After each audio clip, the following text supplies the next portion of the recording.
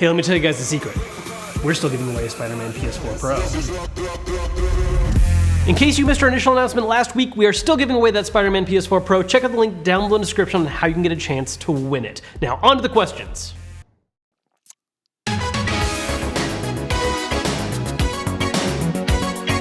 What games are contenders for Game of the Year? So for what's come out so far this year that we actually have played and can say things about, I feel like there's two main titles that a lot of people are associating as being most likely at least a contender for Game of the Year, and rightfully so, and that's God of War and Spider-Man. Sorry, it's just two Sony exclusives, but they're great. And, if I had to pick which one I personally like more, they're both really good, and I'm sorry anyone who's a fan of it, but I'd have to give it to God of War over Spider-Man. Spider-Man is a great game. I think it does an amazing job of kind of capturing that feeling of oh, you are Spider-Man and going through the storyline. But God of War, I feel like just throughout the entire game, hit all these really awesome emotional notes. It had awesome gameplay, doing all the bonus bosses and stuff.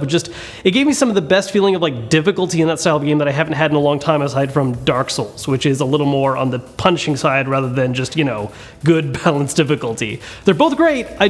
Right now, God of War. That being said, there are still a few more games coming out this year that are probably going to be amazing, so we'll see what happens. Which fall game are you most excited for? So this is the time of year when a lot of big name stuff really starts to come out. I feel like this year's a little slower than some of the past ones, and a lot of stuff got pushed back to February and March, but there's still a couple really big things to look forward to in October and November. Of course, big name ones that everyone talks about is going to be Red Dead Redemption 2, Super Smash Bros.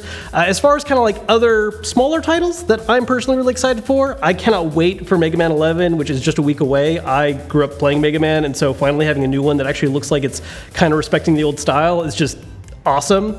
And then another one would be Soul Calibur 6. I almost lost track of how many there are. I've always been a huge fan of Soul Calibur. It's been one of my favorite fighting games. I know it's not the biggest one out there, but I don't know. It's just one that really kind of resonated with me. So finally getting a new one and having Geralt as a guest character, cannot wait.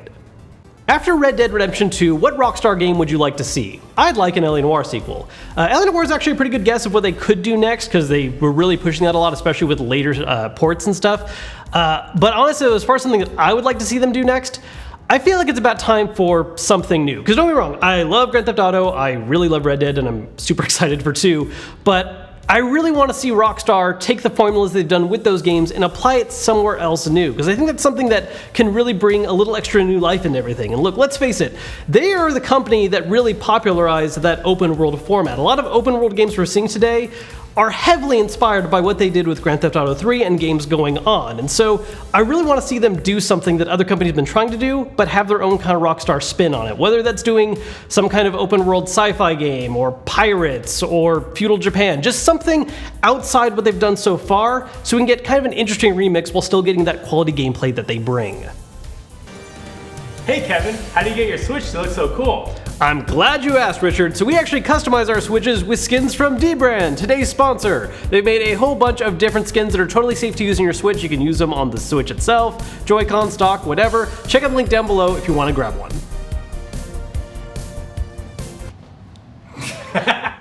Who are you going to main in Smash Ultimate? I don't know, because I haven't played it enough yet to decide who I really want to use a lot. In past Smash games, I mainly used Ike and sometimes Zelda. Those are really the main two I went with a lot, so I'll probably mess with them a lot when it comes out. As far as new characters go that I really want to kind of dive into and potentially become a main, we'll find out.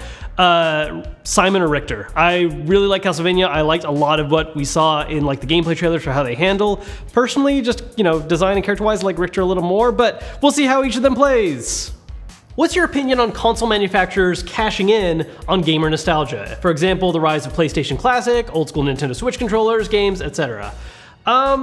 It's weird for me because I'm basically the main target demographic for that. I'm someone who grew up playing all these systems and has all that, fun nostalgic memories of them, and I'm now old enough to where all this themed stuff coming out, I have money to buy it. Money is to be taken seriously. And on the one hand, they're cashing in. They're doing something just because they are aware that there are people out there that are willing to pay the money, but that's the thing. I'm here and I'm willing to pay the money. I think a lot of this stuff is really cool, and even though a part of my brain knows that it is, a little exploitation, as long as the ideas are there and they're executed well, I'm fine with it.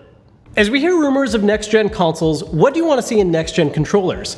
So this is actually really interesting because this is a question that we were talking about kind of behind the scenes recently when we were reviewing the Scuf Vantage.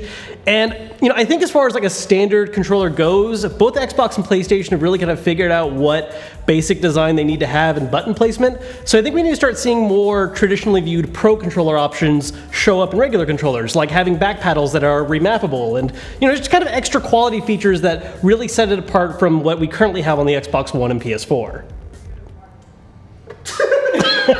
Thoughts on what other games you would like to see on PlayStation Classic? So this is really funny because last month in the Q&A I was asked, what classic system would you like? And I said a PlayStation 1, and now we actually are getting one. And the context back then was that I was really into the idea of seeing a lot of JRPGs from the PS1 because that's like an amazing system for that genre. And so far we have 2 confirmed on the system already, Final Fantasy VII and Wild Arms. There's a lot more that I would like to see. I doubt we're going to see all of them.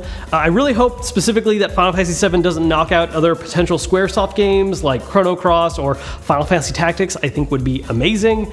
Aside from that, it has been rated as PEGI 18 in Europe, so hopefully that means we're going to see some of the awesome M-rated games that were on PlayStation, like Metal Gear Solid, Silent Hill. There's a lot of good that system can do, and I really wish there was more than 20 games.